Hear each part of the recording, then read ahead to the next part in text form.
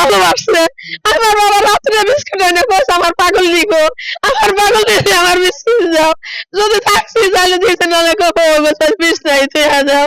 আমার বাবা এত ভালো বাবা স্যার, আমার যে 1 বছর হলো এই বিস্কুট কেউ কিনে দিয়ে পারে নাই এখনো।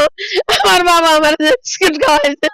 আর বাবার মতন কেউ নাই এই না দুনিয়ায় গো।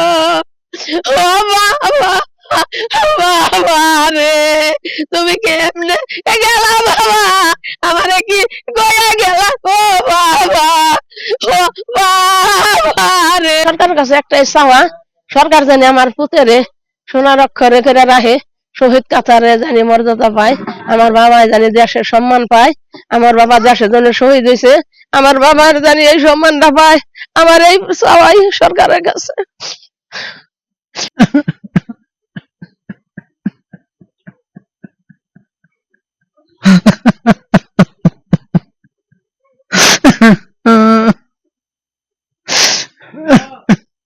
আমি কথা কই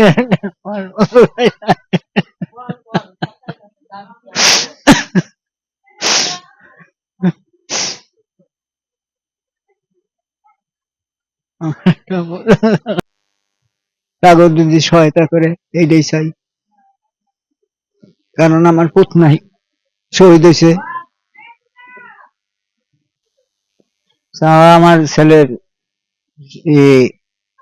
মঞ্জিলটা জানেই করে রাস্তাঘাট চাই।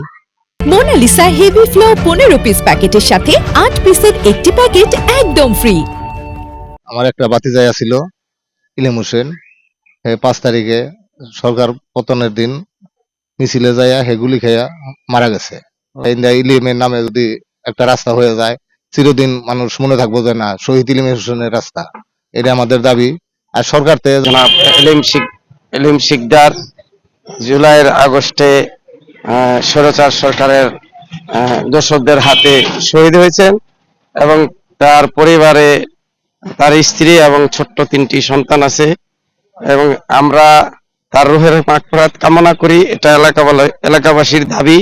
পাশাপাশি আমাদের আজকের যেখানে আমি দাঁড়িয়ে আছি এখানে একটা সরু রাস্তা দেখতেছেন, এই রাস্তাটা আগে পসর ছিল, এটারে একটা ষড়যন্ত্র বশত হইয়া রাস্তাটা ব্লক করে দিছে, কিন্তু আমাদের এলাকাবাসীর দাবি অদ্র রাস্তাটা এই শহীদ পরিবারের নামে যাতে সুন্দর এবং গোছালোভাবে হয়। শুধু এটা শহীদ পরিবারের জন্য না, অদ্র এলাকার সমস্ত মানুষের জন্য এই রাস্তাটা আগেও ছিল, এখনো আমাদের প্রয়োজন, এবং শহীদ পরিবারে জানে এই রাস্তাটা শহীদের কবর পর্যন্ত অদ্র এলাকার মানুষ এবং সরকারের বিভিন্ন কর্মকর্তা সবাই যেন আমরা কবর জিয়ারত করতে পারি, এ আশা ব্যক্ত রাখি।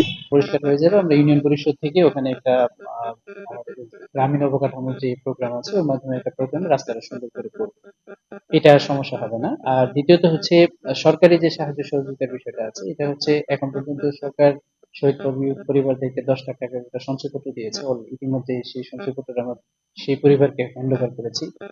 আর বিভিন্ন সময় যে সরকারি সাহায্য সহযোগিতা গুলা ফ্যামিলিদের এক্সক্লুসিভলি দেওয়া হচ্ছে, যেমন হচ্ছে ঈদ উপহার থেকে শুরু করে বিভিন্ন প্রোগ্রামে তাদেরকে অ্যাটেন্ড করানো, এগুলো আমরা নিয়মিতই করছি। মানে তাদের সাথে আমরা ওয়েল কানেক্টেড এবং ফ্যামিলির সাথে আমরা সবসময় কথা বলি এবং ফ্যামিলি মেম্বারদের সাথে যোগাযোগ আছে।